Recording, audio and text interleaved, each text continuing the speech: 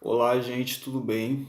Meu nome é Matheus Henrique, do canal Autocrítica da Direita. E vocês me desculpem se eu falar muito baixo nesse vídeo, é que tá cedo aqui, eu não quero acordar todos os meus vizinhos. Mas é isso aí. Eu estava vendo recentemente algumas discussões sobre uma declaração do ministro Ernesto Araújo sobre se o nazismo era de direita ou de esquerda, que é uma coisa que talvez até não esteja muito atualizada, mas eu não sei, eu vi por alto assim, e isso me remeteu a algumas coisas que eu já tinha pensado sobre essa discussão. Em primeiro lugar, a problemática do conceito de direita e esquerda traz à tona um argumento muito usado hoje em dia, que é de que não existe direita e esquerda. Fala não, o conceito de direita e esquerda foi ultrapassado porque isso era na Revolução Francesa, que os mais progressistas sentavam à esquerda do rei, os mais conservadores sentavam à direita, não tem nada a ver com o cenário político hoje, então não existe direita e esquerda, todo mundo só quer ganhar dinheiro e foda-se. Isso é um argumento muito comum. Só que acontece o seguinte, gente, como que você define um conceito? Como que você define, sei lá, um conceito que não é uma coisa material que dê para você observar e materialmente, mas que seja um conceito para fazer uma análise política. Por exemplo, o que é democracia, o que é ditadura, o que é Estado, o que é governo, o que é nação, como que você define esses conceitos? Esses conceitos, como discurso político é uma coisa que não é como um discurso sobre a ciências naturais, sei lá, que você pode ver materialmente aqueles agentes, como é um discurso baseado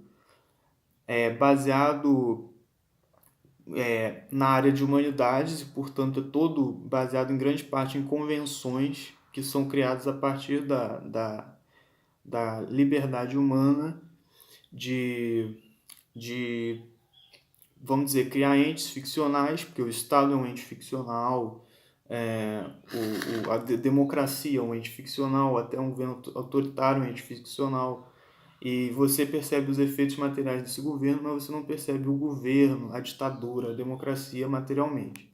Então, sempre a definição desses entes ficcionais vai ser imperfeita e em grande parte vai ser relativizável de acordo com o contexto histórico e provisório. Então, considerando isso, não é pelo fato de não ser possível você definir cientificamente, materialmente, a direita e a esquerda, que você vai dizer que esse conceito é inútil, tem que ser jogado no lixo, que não explica nada.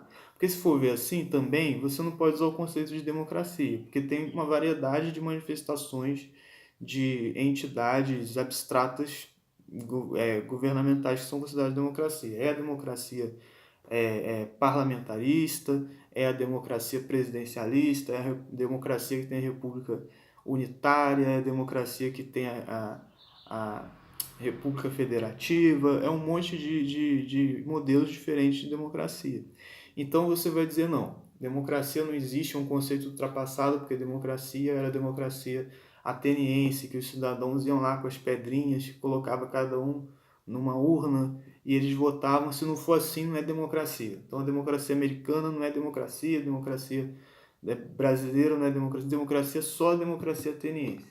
Essa linha de raciocínio é a mesma da pessoa que está dizendo, não existe esquerda e direita, porque esquerda e direita foi criado na Revolução Francesa, que era os jacobinos e os girondinos, e não sei mais o que, e hoje em dia isso é tudo ultrapassado. Então você acha também que não existe democracia, porque democracia é só a democracia ateniense, que era feita em praça pública e tudo mais. Então é problemático. Por quê? E por que não é assim? Porque essa relativização e essa mudança dos conceitos políticos e sociais, principalmente, que são conceitos abstratos e criados de a partir de entes abstratos que são resultado da capacidade humana de abstração e de liberdade de pensamento que resulta da interação social dos seres humanos. Em suma, conceitos das áreas das humanidades sempre são relativizáveis de acordo com o contexto. Nunca vai ter uma definição perfeita. E então, assim, primeiro, isso mostra que a ideia de que direita e esquerda é impossível por ser relativizáveis não se sustenta, porque senão democracia também seria impossível você dizer o que é democracia, seria impossível você dizer o que é Estado, por aí vai.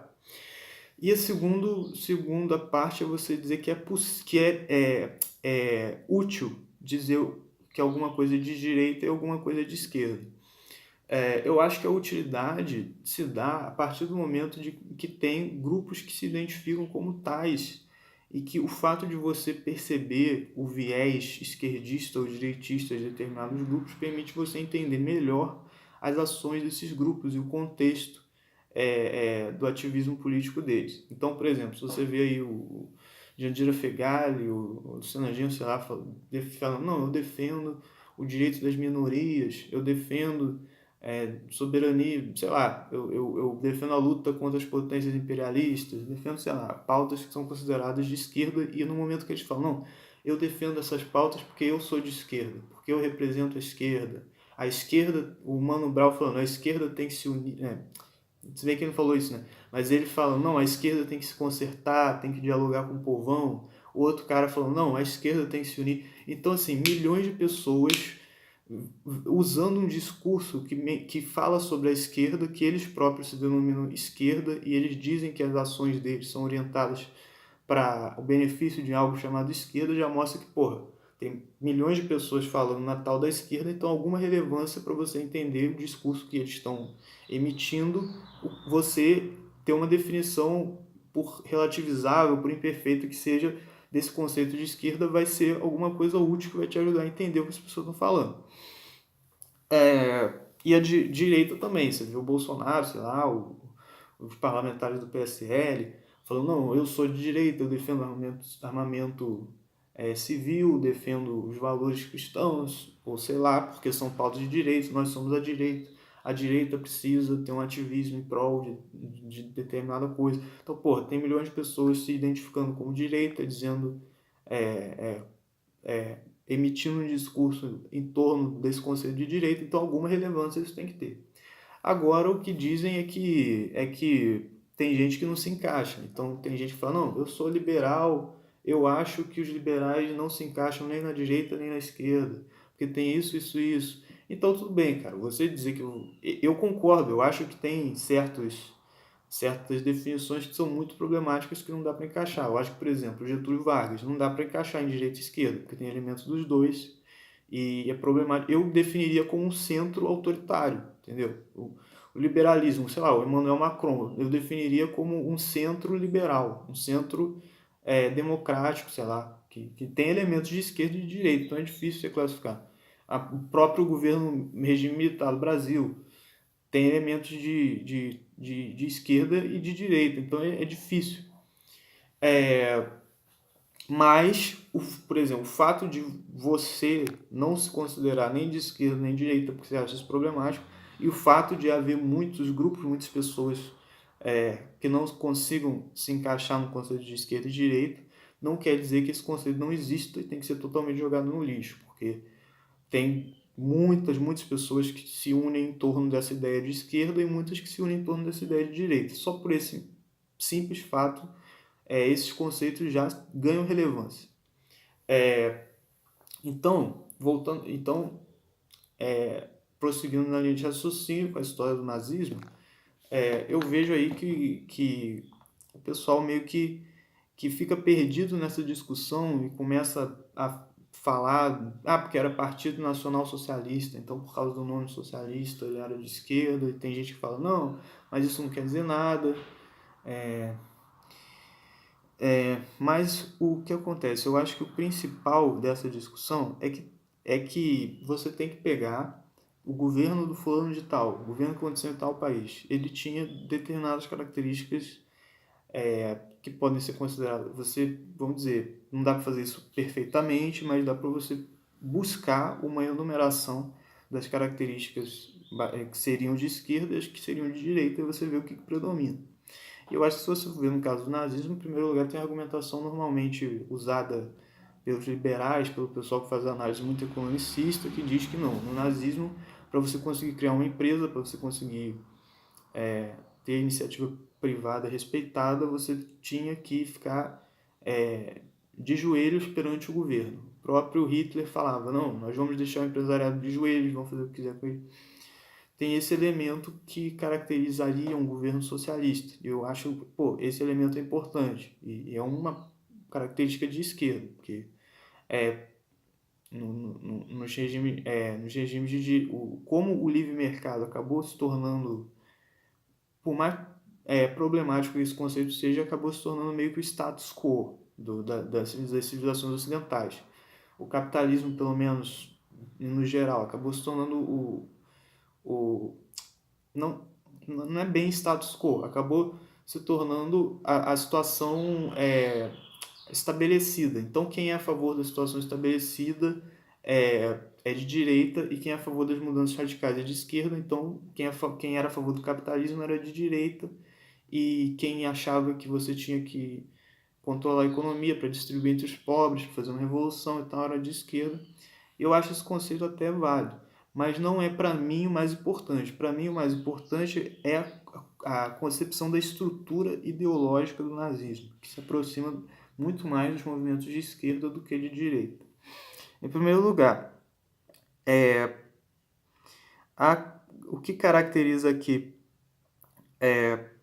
o movimento nazista, assim como todos os movimentos que surgiram da filosofia moderna e contemporânea, é a aversão ao senso, como eu já falei no vídeo anterior, dos veganos, uma aversão à concepção antiga de filosofia metafísica que permitia estabelecer uma hierarquia de valores. Essa hierarquia era uma busca pela mudança da forma como a hierarquia dos valores era estabelecida na filosofia medieval e platônica e aristotélica. O marxismo se baseia, então, na dialética hegeliana, que é o idealismo alemão, que se baseia no idealismo alemão, no geral, na valorização de um estudo sobre, vamos dizer, a forma como o homem entende o mundo em detrimento das coisas em si. Isso foi prosseguindo no Hegel até se tornar no Marx um historicismo que analisa a ação humana, econômica do homem sobre a natureza como a única forma objetiva de você analisar os fenômenos históricos e tudo mais. Então, não tem a metafísica, é uma busca por um rompimento radical com a metafísica antiga. E no caso do nazismo, por mais que o contexto teórico deles seja meio maluco, meio incoerente, eles têm em comum com o marxismo, com, em geral, as ideologias de esquerda, que são as chamadas progressistas, que buscam romper com a ordem estabelecida, que era a filosofia antiga. Ele tem em comum uma desistência de entender a realidade como ela é, uma desistência de buscar as coisas por si mesmo, as coisas em si, e uma valorização do sujeito. Só que no caso do idealismo alemão, a valorização do sujeito pode passar pelo estudo da racionalidade do homem, como o ser humano entende a realidade, e no caso do nazismo, essa valorização do sujeito é a valorização simplesmente da vontade do sujeito, em detrimento até mesmo da lógica como foi desenvolvida depois do iluminismo, a lógica mais formalista e tal, em detrimento de tudo isso, você valoriza a vontade do sujeito, a vontade dos seres humanos superiores e foda-se o resto. Então é diferente desse viés aí do idealismo alemão, mas ele tem em comum o fato de uma desistência de criar uma linguagem para dialogar com a realidade, dialogar com as coisas em si, com o mundo, e você focar no sujeito em detrimento da realidade. O idealismo alemão busca focar no sujeito a partir de uma concepção mais racional, como o sujeito entende a realidade, e vamos dizer, tradição nietzschiana, por isso que dizem, o Nietzsche não tem nada a ver com o nazismo, realmente não tem, foi uma forçação de barra dizer que não, ele inspirou o nazismo e tal, mas o voluntarismo nietzschiano, que não interessa as coisas em si, não interessa a realidade, interessa só a vontade de potência. Isso aí inspirou sim o movimento nazista, que foi uma linha filosófica moderna. Depois tem o elemento de que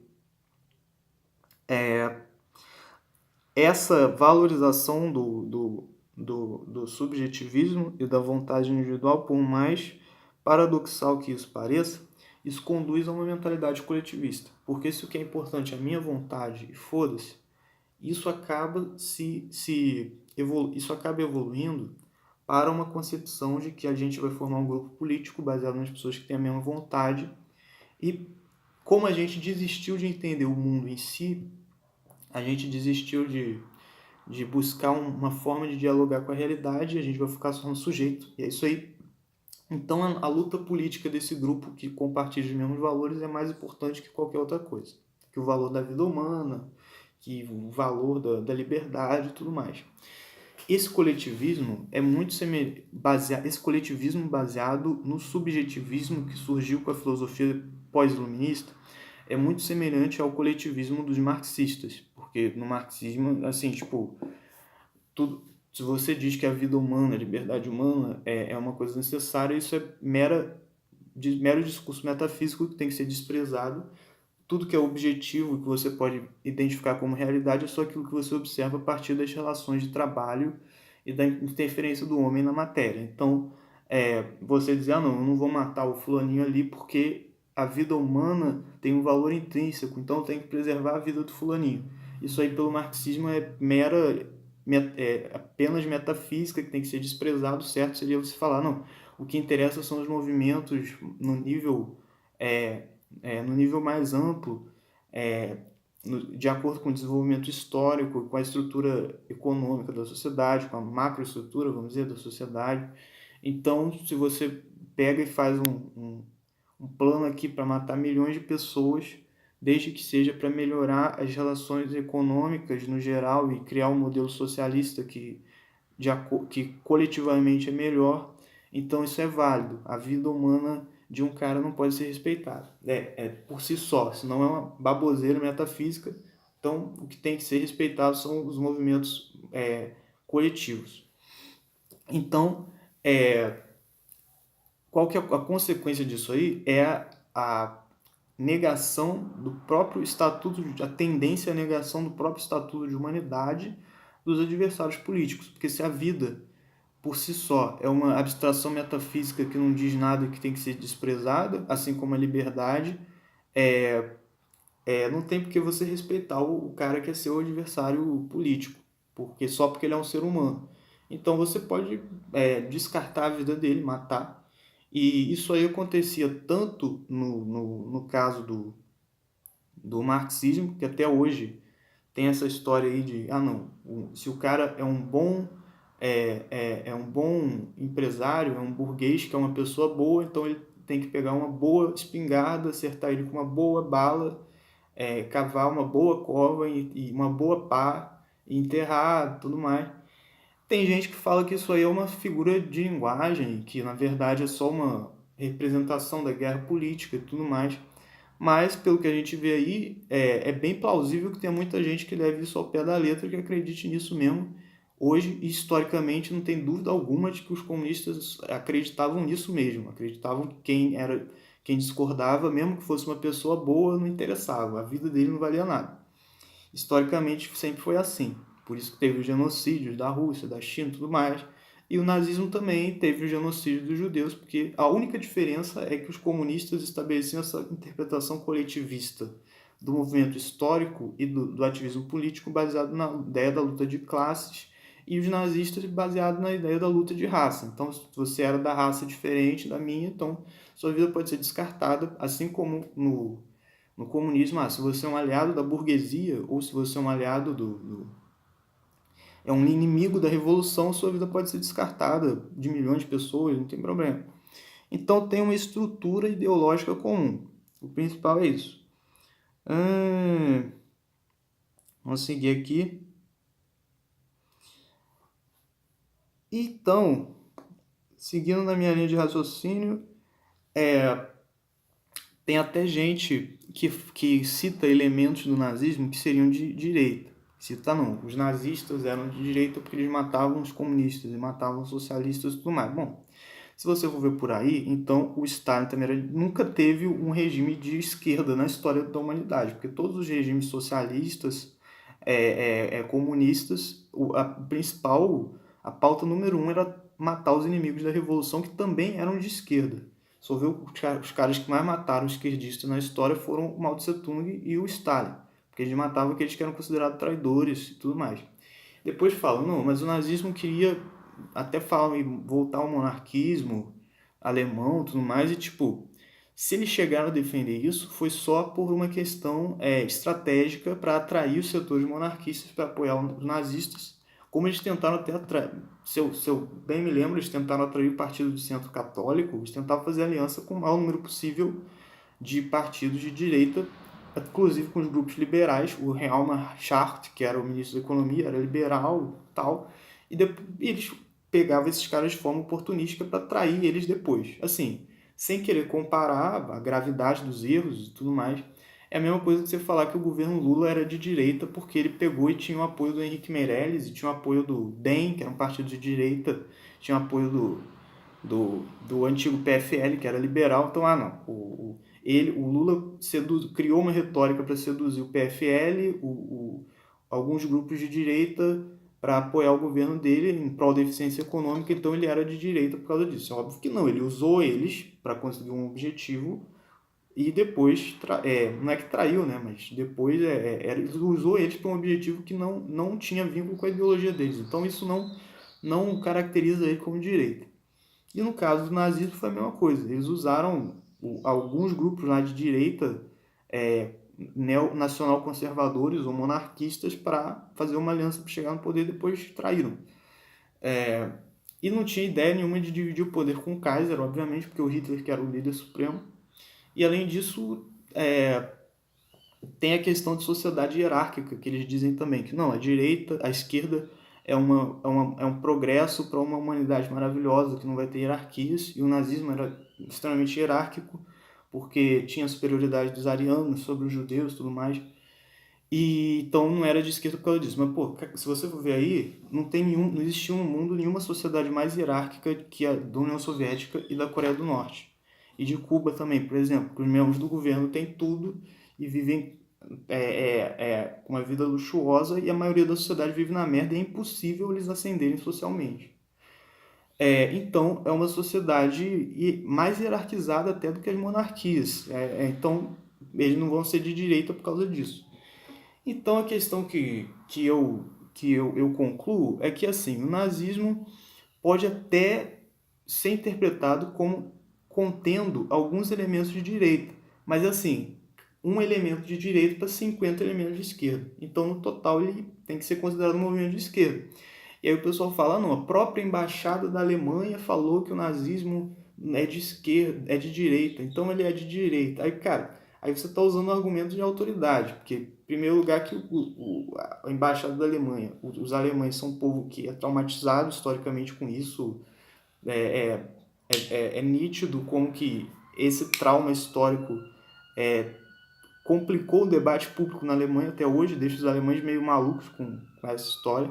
Então a opinião deles sobre isso não é confiável. O que é confiável é você ter uma análise mais objetiva, e até porque o próprio argumento da autoridade leva você a um paradoxo, porque o cara falou que o nazismo é de direita e ele é alemão, então ele está certo porque ele é alemão. Mas não, cara, o Eric Voegelin é um filósofo alemão também, e que não falava diretamente que o nazismo era de esquerda, eu acredito, porque na época dele nem tinha nenhuma discussão nesse nível, mas ele faz uma descrição muito profunda, muito bem fundamentada de todos os elementos revolucionários do nazismo, e ele coloca o nazismo no mesmo balaio do comunismo, como movimentos revolucionários.